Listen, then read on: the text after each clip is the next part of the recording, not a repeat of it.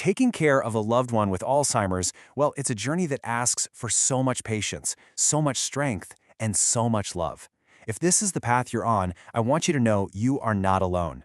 So in this explainer, we're going to walk through some really practical, supportive guidance to help you navigate the challenges and find those moments of connection along the way. To really get a sense of the commitment we're talking about, just look at this number. According to the CDC, almost 2/3 of caregivers for someone with Alzheimer's can expect to be in that role for 5 years, or even longer. This really isn't a sprint, it's a marathon.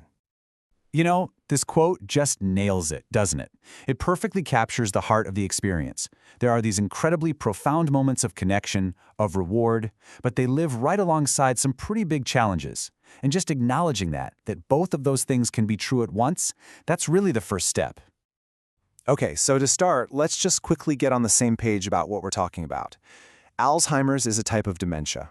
It's a disease that, over time, destroys brain cells, and that, in turn, affects a person's memory, their ability to think, and their behavior. A really key thing to grasp is that Alzheimer's is a progressive disease. What that means is the symptoms will get worse over time. And understanding what you might expect as the disease develops, well, that can really help you plan ahead and adapt as you go. What's super helpful here is seeing the journey broken down into 3 general stages. It usually starts with mild, where a person can still get by in daily life but might have some trouble with their memory. Then it often moves into the moderate stage, which brings more significant memory loss and confusion. And then finally, in the severe stage, a person will likely need help with most of their daily tasks. But, and I really can't stress this enough, these stages are just a general guide. The disease affects every single person differently. What someone can do can change from one day to the next, so the most important thing to take away here is the need for flexibility and a whole lot of patience. All right, so let's shift from the big picture to the day-to-day. One of the most powerful tools you have is creating a really consistent daily routine. For a mind that's struggling with memory, predictability is so calming. It reinforces a sense of familiarity, and that can really cut down on anxiety and confusion. Keeping your loved one engaged is so important for their mood and just for their mind. And this doesn't have to be some big, complicated thing. Simple stuff, a walk, listening to their favorite music, or even just folding laundry together. These things provide gentle stimulation and, more importantly, they create chances to connect. Mealtimes can get tricky as the disease affects appetite and even the ability to use a fork and knife. To help, try serving meals at the same time every day. Using colorful foods can make the plate look more interesting, and finger foods can help them feel more independent. Oh, and here's a simple but super effective tip: turn off the TV. It creates a calmer, less distracting space to eat. As the disease progresses, making sure the home is safe becomes a top priority. Here are some simple things that make a huge difference. Sturdy, non-slip shoes can prevent falls. Putting brightly colored tape on the edge of steps makes them way more visible. Padding sharp corners on furniture and installing safety locks on the stove, these are all pretty straightforward ways to create a much safer environment. Helping with personal hygiene, this is one of those things that requires a really gentle, patient touch. To make it a little easier, you could try doing tasks together, like brushing your teeth at the same time. Laying out their clothes in the order they need to be put on can also help reduce confusion. The absolute key here is allowing extra time and always preserving their dignity.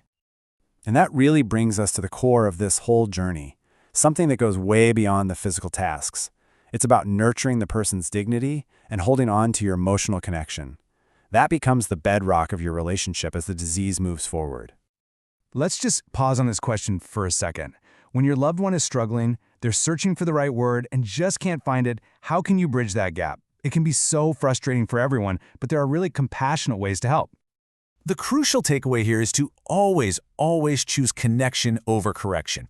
Avoid talking about them as if they're not even in the room.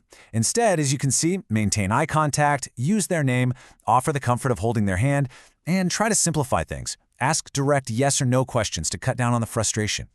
Alzheimer's can really chip away at a person's sense of who they are.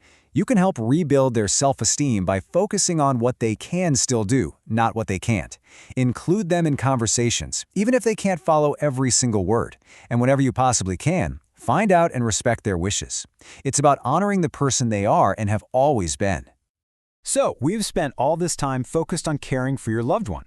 But now, we need to turn to what might be the most important question of all. Who is caring for you? Let me be really clear. It is not selfish to focus on your own well-being. It is absolutely essential. The quality of care you're able to provide is directly tied to the quality of care you give yourself. If you burn out, you can't be there for anyone. It's that simple. It all starts with the fundamentals, and I mean the real basics. Sleep isn't a luxury. It's the foundation of your resilience. Not getting those 7 to 9 hours a night can seriously impact your physical health and your emotional ability to cope with all the challenges of the day. The same goes for physical activity. Now, aiming for 150 minutes of moderate activity a week, that might sound like a lot, but it's really just over 20 minutes a day.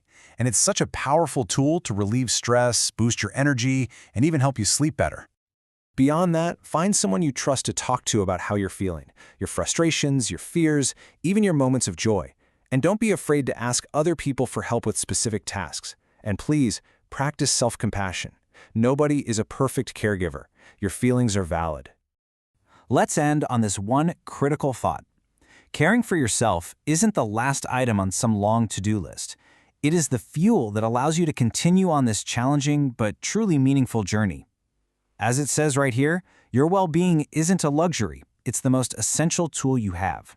Please, remember that.